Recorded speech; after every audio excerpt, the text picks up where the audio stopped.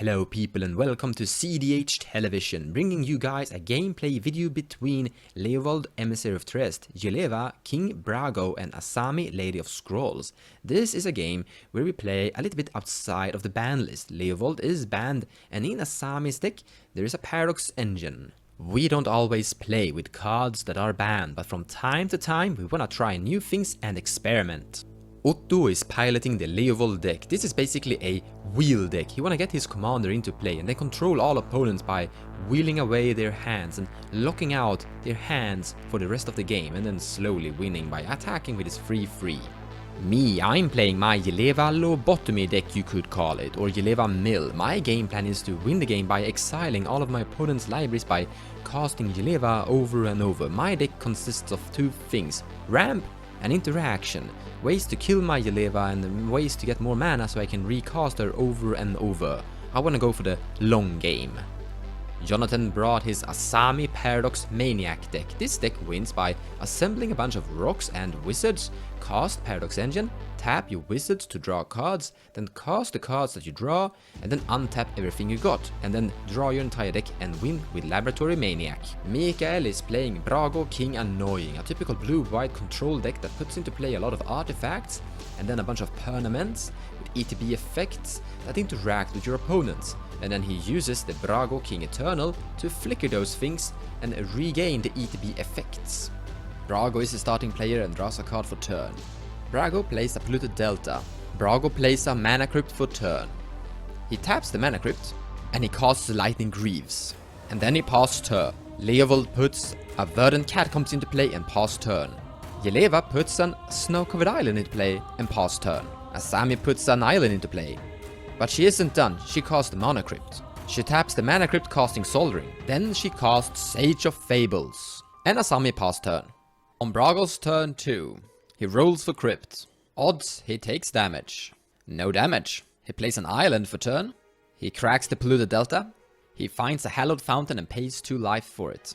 He then casts Brago King Eternal. He attaches his Lightning Greaves to his commander. And then he ships the turn to Leovold. Leovold cracks the Verdant Catacombs in his end step. He finds an Underground Sea and then casts Vampiric Tutor. He plays Prismatic Vista land for turn and finds an island. He casts Soldering. And then he casts Demonic Tutor. After he has found a card, he passes turn to Jeleva. Jeleva casts Rakdos Signet. And then she passes turn to Mono Blue Azami.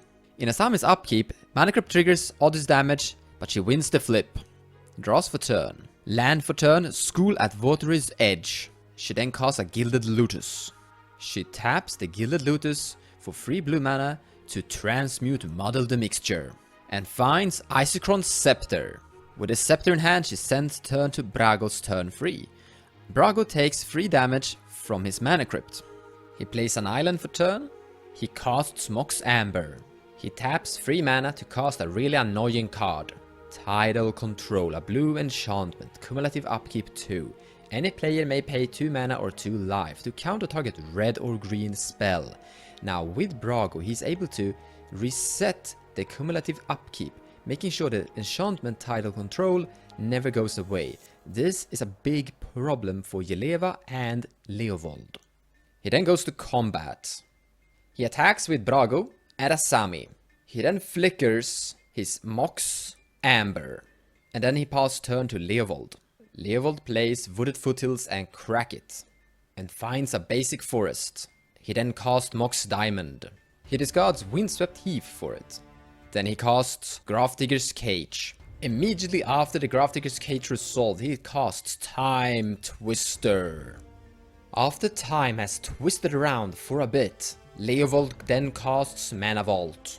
And then he passes turn to Jeleva. A basic mountain into play. Now Jeleva is quite annoyed about the Tidal Control being incapable of casting and resolving the commander. Instead, she casts a Talisman of Dominance. And then she ramps a little bit more by casting an Izzet Signet. And then she ships the turn to the dominating mono blue player Azami. Azami rolls for the crypt but takes no damage. Azami enters play. She enters play with a +1/+1 counter because of the other wizard. Then she casts a really annoying card, Patreon Wizard. Leovold responds with a Mystical Tutor while he's able to cast it. And while Patron Wizard is on the stack, he puts Coastal Breach on top of his library. Another trigger, he puts another counter on the Patron Wizard and he's building a Wizard army. And then she ends her turn and sends it to Brago. 2 triggers, the Mana Crypt and the Cumulative Upkeep. Odds he takes damage, and he takes no damage. Then he pays 2 mana for the Tidal Control. He puts an Plains into play, and follows up with casting Mox Opal. He has a lot of mana, but no real card draw. He then casts Grasp of Fate. The Grasp of Fate hits play. He's gonna target some stuff. He's targeting Leovold's Mox Diamond, Jeleva's Izzet Signet, and from Azami he targets the Azami. Azami responds with pays 2 mana, removing the +1/+1 counter from Azami to draw a card. Then he taps all his wizards to draw 3 cards. Then the Grasp of Fate resolves and Azami goes to the command zone. But the ruling of Grasp of Fate is that if Grasp of Fate leaves play and Azami is still in the command zone and hasn't moved zones while Grasp of Fate was in play, then Azami will return back into play. Then Brago goes to war and he attacks Leovold for 2 damage. Brago triggers. He will flicker all of his 3 rocks, making them come into play untapped. He will also flicker the Tidal Control, removing the Cumulative Upkeep counter on it, and that is how he's making sure that the Tidal Control stays in play forever. Then it taps a lot of mana to cast Tezzeret the Seeker. He removes 3 loyalty counters from Tezzeret and finds Tangled Wire. Then he sends the turn to Leovold. He has to tap 4 stuff in his upkeep, so he taps the Grobdigger's Cage, a basic Mount Forest, a Soldering, and an island. Then he is allowed to draw a card that we all know he has on top of his deck, the Coastal Breach. After thinking for a bit whether he should cast Coastal Breach or not, he decides to pass the turn to Jeleva. In Jeleva's upkeep, because of the Tangled Wire, she has to tap 4 stuff. She taps 2 artifacts, basic Swamp and a basic Island. But then she changes her mind and taps the Mountain instead of the Swamp. Puts a basic snow-covered island into play. With the Swamp and the Island, she casts Demonic Tutor. Then she passes turn to Azami. Tangled Wire trigger. She taps 2 islands, Mana Crypt, and a Wizard. Then she rolls for the Mana Crypt.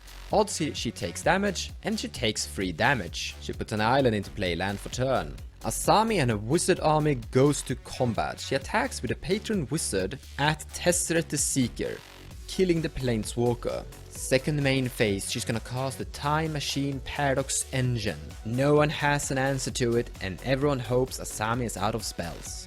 But she isn't. She's casting Stonybrook Banneret, triggering the Paradox Engine to untap all of her non-land permanents.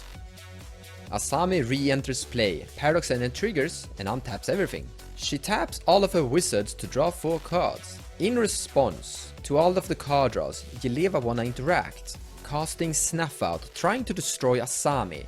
Jeleva controls a swamp, that means she can pay 4 life instead of paying Snuff Out's mana cost. But Azami also have an answer, casting Snapcaster Mage. Paradox Engine triggers and untap everything. She activates the Patron Wizard, tapping the Snapcaster Mage, forcing me to pay 1 mana or the Snuff Out is countered. I can't pay. And Azami lives to combo off another day. Everyone realized that this game is over. Azami has the win. How this is gonna go down is that Azami will tap a bunch of wizards to draw cards with her commander. Then she casts the cards that she draws with the rocks that she has. Then she gets Paradox Engine triggers to untap everything, to draw more cards and cast more spells and cast more rocks, and eventually win with Laboratory Maniac. Then she keeps on casting more cards to draw more cards until she decks herself, but because of Laboratory Maniac, she wins the game. Whoa, whoa. Good job. Thank you, good game. Good game. This is awesome. Good game. Good game. Good game. Good game. Good game. Thank you so much for watching, and I hope you enjoyed the video. If you like what I do and you wanna support me, consider sharing my videos or even checking out my Patreon page. Also, purchasing cards from the TCG Players website using the affiliate link down below will also help the channel grow. So a big thank you to all of you.